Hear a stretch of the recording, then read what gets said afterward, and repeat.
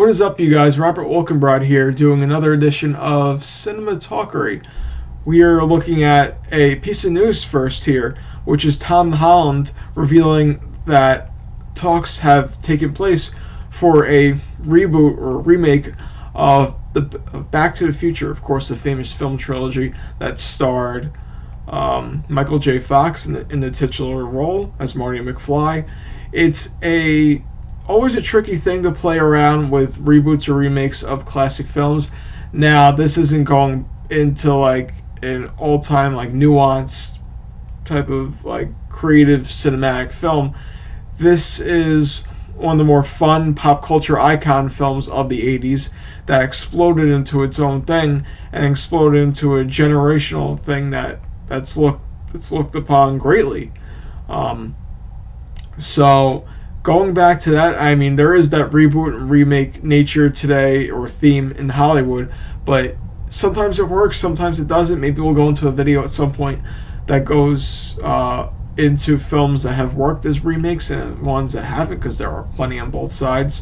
But taking a film classic like Back to the Future and remaking it, it's a delicate thing to do, because you don't want to mess with the original's legacy.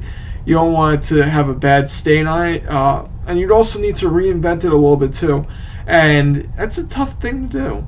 It's a tough thing to do with something that worked so well. I mean, there's always ways to make it more, if you want to do it quote unquote woke, but it's tricky. It's a tricky thing to do, especially if, of course, there was a fan speculation of Robert Downey Jr. being Doc Brown. Maybe having that dynamic between him and Tom Holland, just as they had in the Marvel Cinematic Universe, can work and make this work a little better than you'd think. But I'm not usually in favor of remixing an old film like that, and especially an old one that you don't think needs a remake or a reboot.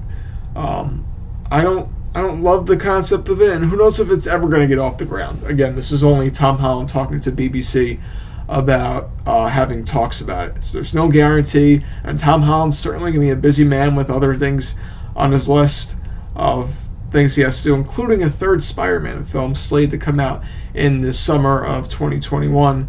But down the road, maybe if we got some more details on what the Back to the Future reboot would encompass, maybe it's something worth looking into. But right now, it's something that I'm a little hesitant on. Just because you're playing around with something that works so well, and the old idea, if it ain't broke, don't fix it. I mean, there's nothing really broken here. Maybe if you want to take an old film concept, that's something I believe in actually taking an old film concept that maybe didn't work so well for a plot and then remaking it into something wouldn't be a terrible idea.